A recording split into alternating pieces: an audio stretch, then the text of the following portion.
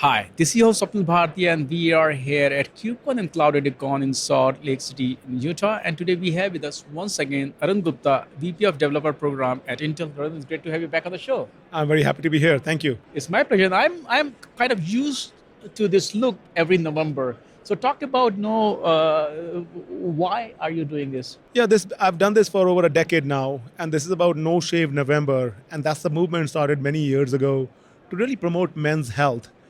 So the whole idea here is social, mental, and physical health matters for everybody, but let's use this as a statement to talk about men's health and really, make sure that you're not worrying alone. Men have a lot of worries in their head. Talk to your friends, talk to your colleagues, talk to your brother, father, whatever partner, right? Do a regular workout, eat healthy, have a good social life, because that is the way you sustain longer. Since you have opened a can of worms, so I will not just jump from this topic to other topic. I am also a man. We are unlike women. We don't like to talk about our problems. Sometimes we are not raised in that way. Sometimes, even if, and I'm from India, and there's a joke also that in our time, nobody had depression, because a slap of her dad will kick all that depression out of, And then if you do say I'm depressed, you're like, just forget about that, Right. just move on. Right. But now it is becoming an important. Now let's just forget about a lot of social thing. Let's just talk about workspace. I used to have a very good friend at Intel, and and his philosophy was also to unplug yourself. Even sometimes the work-related stress can be stress. So while what is your philosophy? Because I am aware of, you talk about meditation a lot, you talk about yoga a lot. So what is your philosophy to maintain a balance between work life and personal life? Because that also at times contribute to mental health. Very well so. I think you're absolutely right. It's very important to have that work-life harmony. People call it as balance. I call it as a harmony. Because when you are working, then you're all in. But then when you are not working, then you should be all out. And frankly, like I like to run every day. I do lifting, twice a week, 4 to 5 times running every day in the morning. And I've changed my meeting schedules, team meetings, customer meetings. That no, self-care is important. I got to take care of it. So that's super important to me. In day-to-day meetings, we do moments like moments of gratitude, because oftentimes you start a meeting with that is boring, that is not working. But having those simple moments of gratitude allows people to connect better. We take a very mindfulness approach, and in that, what we say is, okay, fine, we need to tackle this problem. What is in our impact and control, and what can we do? Because I cannot control the other party. There's a Hindi song that I've been listening for the last few days. It's been rhyming in my head. It goes like this. Aage bhi jaane na tu, पीछे भी जाने न तू, जो भी है बस यही एक पल. That to me is mindfulness. Can I interrupt you for a second? For a lot of listeners who don't understand Hindi words, because this is a very deep, song, that if you can just quickly translate into English as well, I can. what it means, so that Yeah. they can also understand the depth of what you're saying. Yeah. So what this song really means is you don't know what is ahead of you. You don't know what has, you don't have control over what is gone behind you. What you have is the current moment. And I think applying that philosophy at your work, in your personal life, goes a long, long way. Because if you are one foot is in the one foot is in the past, one foot is in the future, then you're pissing on the present. Let's make the current moment meaningful and do your best. Now let's also talk about OPIA, what it is, and also if we can talk about briefly before OPIA, how important is open source for Intel? Yeah, Intel has always done open source. I was looking at it. We've been doing open source for, 40 plus years, to first contribution to GNU compiler. And the open source is very much crucial and strategic to our entire foundational approach. We believe open source, allows multiple players to contribute and collaborate together. It creates a fair, equitable playground. Innovation happens faster, in an open world as opposed to a walled garden. I was in Serengeti earlier this year, and there it was amazing to see a lion and a gazelle and a giraffe and a zebra and a hippo and a rhino and an ox all in an open world. No borders, no boundaries. And Serengeti tagline is, Serengeti shall never die. And that's exactly what we see open source as. Open source shall never die. I can never see a lion in a cage now, very much like, I don't see myself in a walled garden. So in that sense, that entire has been a philosophy for us. We contribute to 300 plus open source projects. We are part of 700 plus open source foundations and standard bodies. We do this chop wood carry water work. It's not just the code contributions, sponsoring events, being at the governing board position, reviewing pull requests, all sorts of fun stuff. So very much foundation of what we do. When we look at open source, of course, we look at folks who are building stuff and also folks who are consuming, they're direct, the developers, maintainers, creators. How does Intel look at developers? Because for a long time, like a couple of years, we start talking developer, start talking DevOps and all those other labels and personas, but now we are hearing a lot about developer experience, a lot about that. So talk about Intel's own journey to engage with developers and how do these projects further help that cause? Yeah, developers has always been very key to Intel. End of the day, the reason we contribute to these 300 plus open source projects is our customers, our developers, when they go build an application on a hyperscaler or when they buy a laptop from Best Buy, end of the day, they download these open source projects and we want to make sure that they are provide the most optimal experience on that VM or a laptop out of the box. So that developer obsession has always been there. Now with my recent charter of developer programs, I have full visibility into what's happening a little bit more deeply. We engage with hundreds of universities. We do hackathons, we do workshops, we write code samples, we create teaching kits that we give to professors who are then teaching Intel software technologies as a full one semester course, so that when these developers, young developers, they come out in the industry, they're ready to kind of mobilize it. And that's the reason we are here, to talk to all the developers, all the builders on what kind of fun stuff you want to build, listening to their feedback, and integrating that back into our project, into our products is fundamentally important to Intel. Now, also, I want to just go a bit deeper into the OPIA project as well. For those who don't know or those who do know, talk about what it is and what is the status today. So yeah, OPIA is Open Platform for Enterprise AI. It's very much part of the enterprise AI strategy for Intel. And essentially, we created this project, about 8 months ago, when we realized we are running multiple Gen AI efforts across the company, and we started talking to our partners, customers, they were running similar efforts. So OPIA, in a high level, is an open platform that allows you to simplify Gen AI app development. That's what it is. And it's fully aligned with cloud native principles. At a very high level, OPIA has two main core components. One is the Gen AI comps. That's the GitHub repo. And that has a bunch of component level microservices: embedding, retriever, re-ranker, fine-tuning, LLM, vector database. These are all the components you need when you're building a Gen AI application. Leveraging these microservices, we have blueprints, which is Gen AI examples. So like a RAG chatbot, or an audio Q&A, or a code translator, or a code generator, or a doc summarizer. So we have about 20 plus such code samples, which are blueprints that customers can take and deploy into their application today. Now, because this is all fully cloud native, you can run this using Docker Compose on any instance, EC2 or Azure Compute or GCE or GCP, or you can run this as a Helm chart on any of the stock Kubernetes cluster. So we have been working with several hyperscalers very closely for a deeper integration, so that, go back to developer obsession, right? Because developer, what they're looking is, how can I create a simple RAG chatbot? We are working with hyperscalers to provide OPIA solutions in their marketplace, where they say, I want a Gen AI chatbot, click, and we're going to have this entirely deployed in your environment. Say in case of AWS, it'll be deployed on EKS, Amazon EKS, which is their managed service. So in that sense, starting from what is your concept of what Gen AI application you want to build, do this in a cloud native manner, keep it hyperscaler agnostic, keep it vendor agnostic.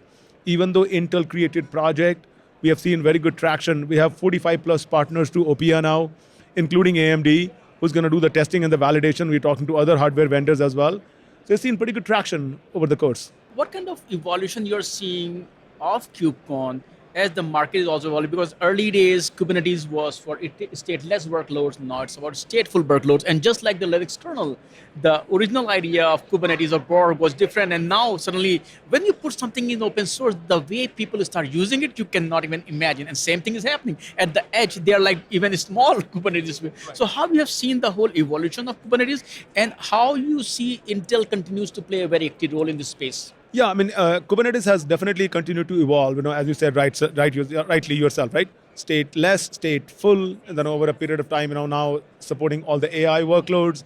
There was a full-blown cloud-native AI day, on Monday is a Colo day. So lots of interesting and engaging talks over there. And a lot of the time when we are talking to customers or developers, and you say, "Hey, where are you deploying these AI applications in the cloud?" I say, "But how in the cloud?" Kubernetes. So it's the given de facto compute platform where customers are deploying their AI applications, because everything that Kubernetes offers, as a matter of fact, cluster management, state management, auto healing capabilities, and how do you place the workloads correctly, all of that is good stuff that you would expect. You don't want to build your own orchestrator that is cloud agnostic. Kubernetes already offers that. So on top of Highscaler, it gives you that compute layer, a universal compute layer. You just deploy your workload and then have your data scientists. So what I'm seeing on the floor and in the talks is how you are bridging the gap from ML ops or Kubernetes ops, where your data scientists are creating the model, fine-tuning the model. They're doing these experiments and they say, okay, this works good. This gives us the right result that we need, good predictability, good accuracy. And now take this into production. And the platform engineering team that is sitting on top of Kubernetes is really taking that experiment and saying, now we're just going to productionize it, because everything is containers, so it just runs and scales over there. For Intel, is super critical. We are very customer obsessed. So one of the things that we worked on, we have been part of the Kubernetes community from the very beginning itself. And that's the reason Intel allows me to be their representative on the governing board. And they're very supportive for me to be the governing board chair as well. Because when I became the governing board chair, the idea was that, something has to be given away in order for me to take up this new role. So Intel is accommodating in that sense. They gave me more people to run those kind of things. And then from the technology perspective, we continue to be among the top 10 contributors to Kubernetes. So over the last couple of years, we have worked on this thing called as DRA, or device resource allocation, and which is sort of a vendor agnostic way on how you can leverage, when Kubernetes has to do the allocation or place their workloads on a certain device. We worked with Google and NVIDIA on this. And that's the beauty of Kubernetes, right? It brings all those competitors together, and now we are competing. So that's the beauty of it. So that's where we continue to push. This API of DRA was announced as alpha last year, KubeCon, and now it's beta. And going forward, once it gets to the GA phase, then of course, a lot more wider adoption. No, that's the beauty and the open source is that your competitors, developers work on the code base that you have created, and you don't have to hire everybody, because you get the best of the breed folks to work on your code base. Yes, your sales teams will compete in the market, but developers, they just look at that one code base and then engage. Now, can you also talk a bit about, since we are talking about OPI and AI or Gen AI in general, I don't want to name any company, but open source and Gen AI or AI is not as easy as the lamp stack that we used to talk about. So talk a bit about, what does open source really mean in the AI, Gen AI space? What are the challenges in kind of trying to find a utopia of open source in the AI space? I think you said utopia, right? That's the right word. When will we get to utopia? We don't know that yet. And this is definitely in early phases of Gen AI. Like, if we think about it, it's barely 2 years that ChatGPT was launched. And of course, that explosion has happened since then. And in terms of open source and Gen AI, really what they're looking at it is your model open source? Is your weight open source? Is your data open source? Is your vector database open source? And is it open source? Is it open API? What is the access over there? So Linux Foundation, there's a Gen AI Commons working group in LFAI and data. They have created this thing called as model openness framework. So model is the biggest part of it. So they're saying, okay, take a look at your model and rate it on the MOF framework. And that kind of gives you how open your framework is. So that's a good way to judge it. But if I bring it back to Opia for a second, Opia is an open platform. So as much as you are doing integration with Milvus or Quadrant or Chroma, we're also doing integration with Pinecone. As much as we care about integration with any of the backend LLMs like Llama or Mistral, we're doing integration with Claude as well. And that will come through integration with other managed services. So I think the open versus closed debate is nothing new. We have seen this with Unix versus Windows. We have seen this with iPhone versus Android. So this is a very healthy debate, and I think it's a very constructive debate. And I always like to call these as NORA, no one right answer. So there is really no right answer. It depends, what gives you value. There are both downsides and upsides because let's say if your model is totally open.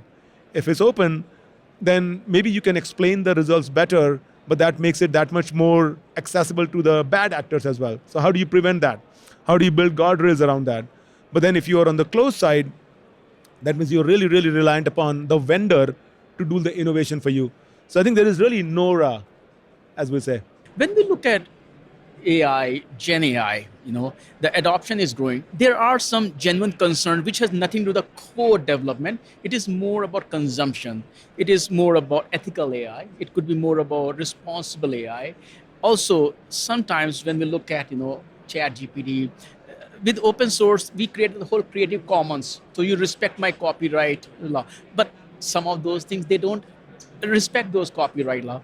So what are your concerns if that is within your scope, because you are involved with OPIA, that you're worried about some of the trends in terms of Gen AI, where you feel that, hey, we should also address those problems? No, I think it's very important to address those problems. See, because end of the day, if you ask the question to an LLM that show me the picture of a working person, and if that working person always happens to be white, that's an inaccurate representation, right?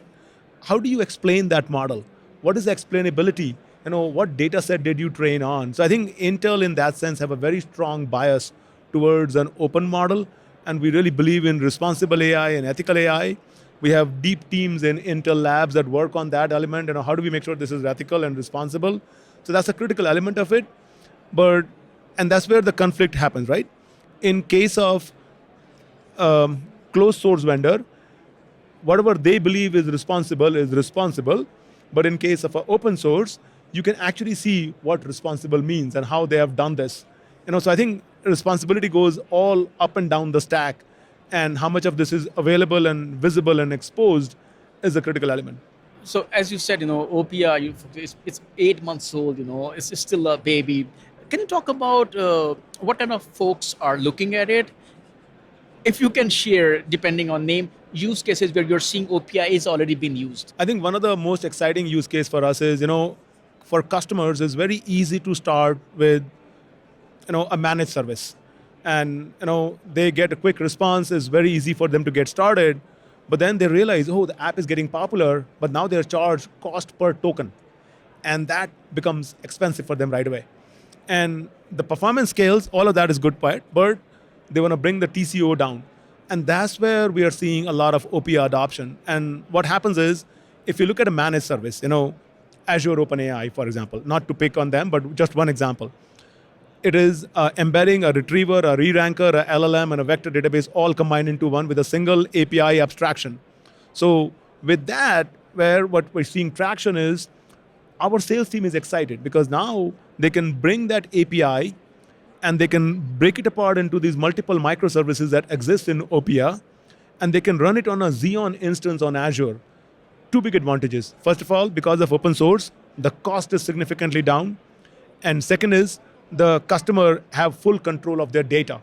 And we are working with some really large customers who really, really want to hold on to their data, and this is a really good solution for them. Very well said. Thank you so much. Now, I want to change the topic a bit, and I want to talk about your book. Talk a bit about your book, and that's when we'll go from there. Yeah, I'm very excited about it. So over the last year or so, I've been working on this book called as Fostering Open Source Culture. And this book is really based upon my experience by building that culture now at Intel, but prior to that at Apple, Amazon, Sun, Red Hat, Couchbase, and all of these companies. So part of the book is my experience on what I've seen as the trusted recipes. But the more exciting part of it is 40 plus case studies in the book. And these case studies are by 50 plus contributing authors from all around the world. You will see automotive, financial, media, technology, retailer, all sorts of industries, because no matter where you are using software. And if you're using software, you are using open source. So it's very important to build that open culture in your company. And this book kind of gives you all of those 40 plus recipes that you can leverage, and more importantly, a framework that I don't know where to start. So it gives a very opinionated approach that I've seen work again and again. And I'm quite excited about it and looking forward to it. When you talk about open source culture and open source, the first thing is that you beautifully said, you have talked to different, 40 plus, use cases. So that already answered my question, because I was going to ask, because how a company consume open source also depends on what kind of business they are in. You cannot have the same recipe for everybody. But are there any common threads, common patterns? So irrespective of what kind of company you are, what size of company you are, these principles will work for you if you are adopting open source. Correct. No, very, very true. Usually you start with internal facing tools or infrastructure tools. Like, you don't want to write a new Kubernetes, right? It doesn't buy you anything. And if you want to run something on a cloud agnostic compute platform, Kubernetes is the by default answer. And if you're using Kubernetes, and if you have to scratch your own itch, let's say there you have one problem you want to solve, 99% of the problem is already solved. You just put a maintainer over there and say, we're going to contribute it upstream. And the whole value premise is, you don't want to fork Kubernetes, because then you're missing out on all the innovation. And then there's a technical debt in your company to maintain that internal fork. So it's a lot better, lot more cost effective, lot more impactful for you to contribute it out in the upstream and continue to use that. So in that sense, that internal engagement, internal developer tools and all of that is a great area to start with. What kind of folks should read this book? This book is actually targeted for anybody and everybody up and down the chain. So I would really, my hope is executives at any company, independent of what industry you are in, this is very targeted to them. It is also targeted at developers on the ground, that, hey, we want to drive this, but we don't know how to get started with this. So it gives you framework, it gives you mindset, it gives you thought process. And independent of how deep or how early you are in your open source journey, everybody will have some nuggets that they will learn. And my hope is people go back to this book again and again, and from those 40 case studies that they read, pick nuggets that they can apply in their daily work. So I think it's a very wide audience, definitely not just targeted at tech audience. Arun, thank you so much for joining me today, and wide range of topics today, from men health all the way to open source to your book. Thanks for great insights as usual, and I look forward to talking to you again. Thank you. Thank you so much.